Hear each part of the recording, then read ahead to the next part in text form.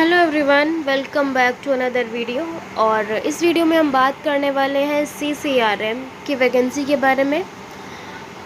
तो इसकी जो जॉब पोस्टिंग रहने वाली है वो आपकी न्यू दिल्ली रहने वाली है। जनकपुरी का ऑफिस जो है वो आपको दिया जाएगा आफ्टर पोस्टिंग। और इसमें जो मिनिमम क्वालिफ़िकेशंस चाहिए वो आपकी 10th 12th या ग्रेजुएशन होनी चाहिए। इसमें कुछ पोस्ट ऐसी भी हैं जिसमें एक्सपीरियंस मांगा हुआ है, बट बहुत सी ऐसी पोस्ट है जिसमें किसी भी तरीके का एक्सपीरियंस नहीं मांगा हुआ। इस चैनल पे आपको गवर्नमेंट जॉब के रिगार्डिंग अपडेट्स मिलते रहते हैं, तो इस वीडियो को लाइक और चैनल को सब्सक्राइब करना बिल्कुल भी मत भूलिएगा। आपके एक सब्सक्राइब और लाइक से मुझे आगे वीडियोस बनाने की मोटिवेशन मिलती है। तो without wasting any single moment video को स्टार्ट करते हैं। CCRS के अंदर ये जो नोटिस आया है वो एम्प्लॉयमेंट न्यूज़पेपर में इन्होंने 13 से 19 जून 2026 में जो एम्प्लॉयमेंट न्यूज़पेपर आया था उसमें ही डाल दिया था एक शॉर्ट नोटिफिकेशन, और इसका फुल नोटिफिकेशन भी इनकी साइट पे आ चुका है। तो इसके अंदर जो पोस्ट है वो ग्रुप ए की भी है, ग्रुप बी और ग्रुप सी, तीनों ग्रुप्स की पोस्ट है। तो ग्रुप ए और ग्रुप बी में मैक्सिमम जो पोस्ट हैं उसमें एक्सपीरियंस वगैरह कंसीडर किया हुआ है। ग्रुप सी के अंदर जो पोस्ट है उसमें मैं एक्सपीरियंस नहीं मांगा हुआ। तो इस वीडियो में हम उसी की बात करने वाले हैं। तो इस PDF का जो नोटिफिकेशन है वो मैं अपने टेलीग्राम चैनल पे डाल चुकी हूँ। टेलीग्राम चैनल का लिंक आपको डिस्क्रिप्शन बॉक्स में मिल जाएगा।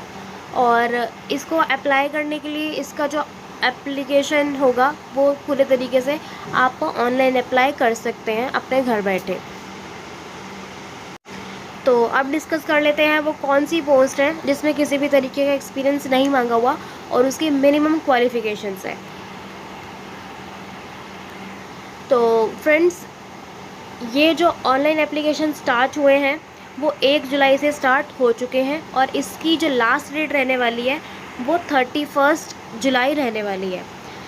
इसके बाद एक मॉडिफिकेशन विंडो भी ओपन होगी जो कि 3 अगस्त को होगी, और ये विंडो 5 अगस्त को क्लोज़ हो जाएगी।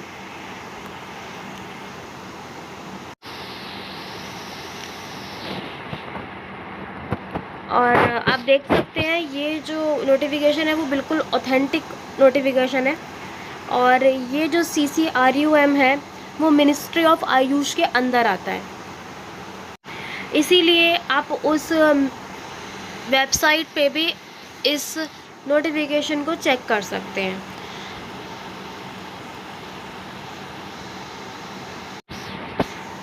तो पहली जो पोस्ट है हमारी वो है अपर डिवीज़न क्लर्क यानी कि UDC। ग्रुप सी की ये पोस्ट है और इसका पे लेवल जो रहने वाला है वो 4 रहने वाला है। इसके अंदर जो टोटल वैकेंसीज़ हैं वो 31 है। और बात की जाए एज लिमिट की तो 18 से लेकर 27 साल के जितने भी कैंडिडेट्स हैं वो इसे अप्लाई कर सकते हैं। कैटेगरी वाइज भी आप इसकी वैकेंसीज़ को देख सकते हैं कि जनरल के अंदर टोटल 15 वैकेंसी है, SC कैंडिडेट्स के लिए 4 वैकेंसी रिजर्व्ड है, ST कैंडिडेट्स के लिए 2, OBC के लिए 8 एंड EWS के लिए 2।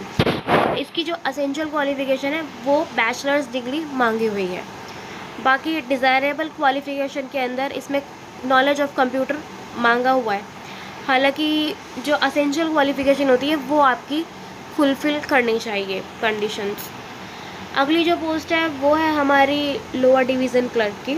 तो लोअर डिवीज़न क्लर्क की जो पे लेवल रहने वाला है वो 2 रहने वाला है। ग्रुप सी की ये पोस्ट है, और इसके अंदर जो टोटल वैकेंसी है वो है 26।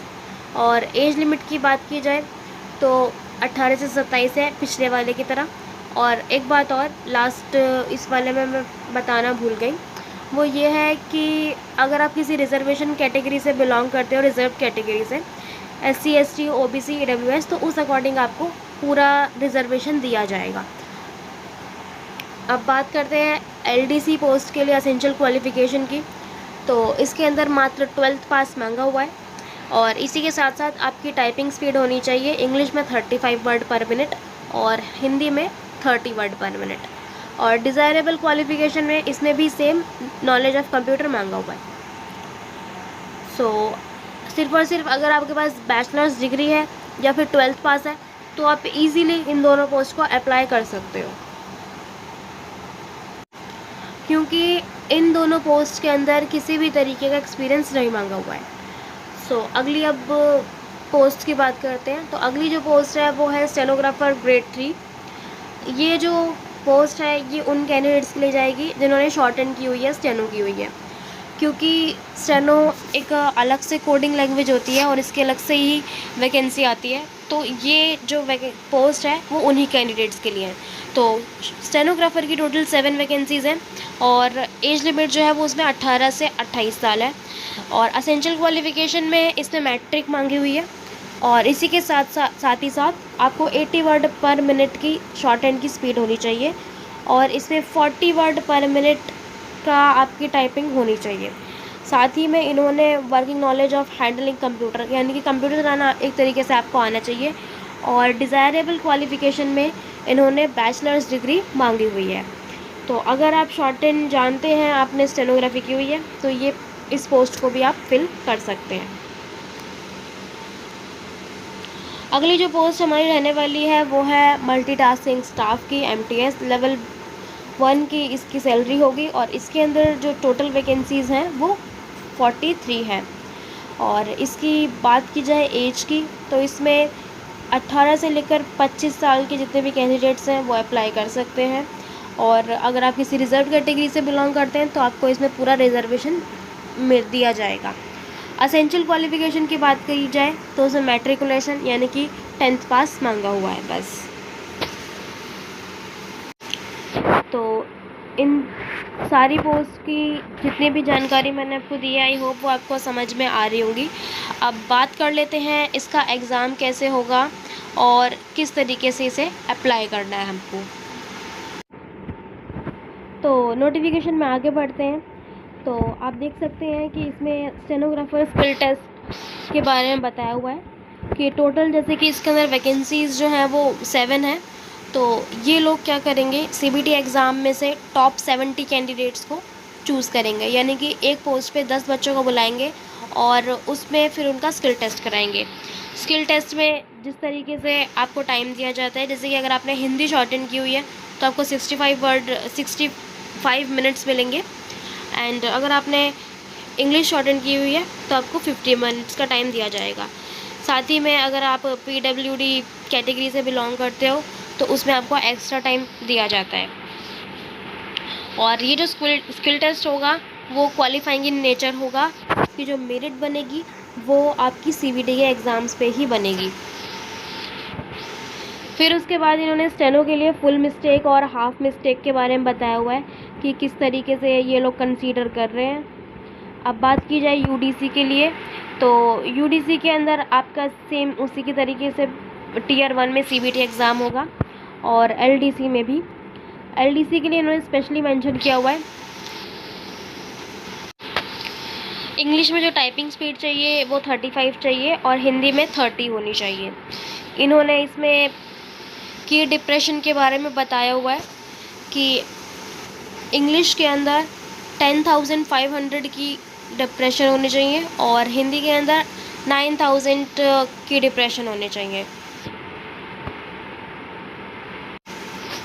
तो अब बात कर लेते हैं इनके एग्ज़ाम पैटर्न के बारे में कि किस तरीके से इनका एग्ज़ाम पैटर्न है वो रहने वाला है।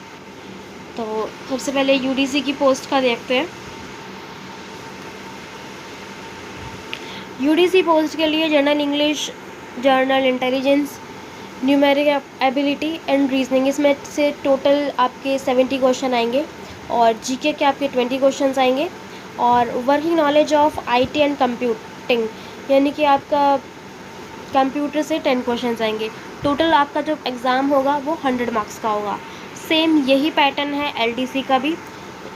इंग्लिश, रीजनिंग और मैथ्स आपकी टोटल 70 मार्क्स की आएगी, GK आपकी 20 मार्क्स की आएगी और कंप्यूटर आपकी 10 मार्क्स की आएगी।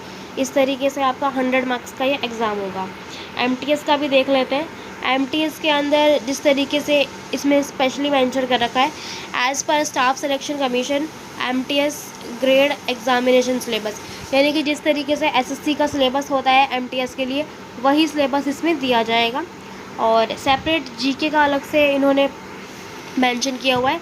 GK और रीजनिंग जो आने वाली है वो हमारी 20 मार्क्स की आने वाली है और कंप्यूटर जो है वो 10 मार्क्स का आने वाला है। तो इस तरीके से ये आपका 100 मार्क्स का पेपर होगा। बात की जाए स्टेनो की, तो स्टेनो के अंदर इंग्लिश, रीजनिंग और मैथ्स, इन तीनों का कंबाइंड 70 मार्क्स के क्वेश्चंस होंगे और जीके जो होगी वो 20 मार्क्स की होगी, कंप्यूटर आप भी आपकी 10 मार्क्स की होगी। सेम उसी तरीके से ये 100 क्वेश्चन का आपका इस तरीके से एग्ज़ाम होगा। तो आई होप ये पैटर्न जो है वो आपको समझ में आ गया होगा। अब बात करते हैं इसकी एप्लीकेशन फ़ीस क्या रहने वाली है कैटेगरी वाइज। तो ये जो एप्लीकेशन फ़ीस है वो ग्रेड ए के लिए है और ग्रेड ए के अंदर मैक्सिमम जितनी भी वैकेंसीज़ हैं उसमें एक्सपीरियंस मांगा हुआ है। तो हम डायरेक्ट चलते हैं ग्रेड सी के लिए। ग्रेड सी में जो प्रोसेसिंग, अब देखो एग्ज़ामिनेशन फ़ीस का ये इम्पॉर्टेंट चीज़ है कि आपकी फ़ीस कितनी लगेगी। तो एग्ज़ामिनेशन फ़ीस को आपकी टोटल फ़ीस कितनी जाएगी, इसमें इन्होंने 2 सेक्शंस बांटे हुए हैं। फर्स्ट जो है वो है प्रोसेसिंग फ़ीस और सेकंड जो है वो है आपकी एग्ज़ामिनेशन फ़ीस। तो प्रोसेसिंग फ़ीस जो है वो सभी की जाएगी, चाहे वो वुमेन हो, एसटी हो या ओबीसी, ईडब्ल्यूएस, कोई भी कैटेगरी हो, प्रोसेसिंग फ़ीस हर किसी कैंडिडेट की जाएगी। लेकिन जो एग्ज़ामिनेशन फ़ीस है वो वुमेंस, एससी, एसटी, पीडब्ल्यूडी और ईडब्ल्यूएस, एक्स सर्विसमैन, इन सब के लिए निल है। फॉर एग्ज़ाम्पल कोई फीमेल कैंडिडेट इसको फॉर्म फिल कर रही है और वो ग्रुप सी की एक पोस्ट को फिल करना चाहती है, तो उसकी जो एप्लीकेशन फ़ीस लगेगी इसमें वो 500 लगेगी, क्योंकि उसकी एग्ज़ामिनेशन फ़ीस जो है वो इसमें निल है, ओनली प्रोसेसिंग फ़ीस लगेगी। इस पीडीएफ को मैं ऑलरेडी अपने टेलीग्राम चैनल पे अपलोड कर चुकी हूँ।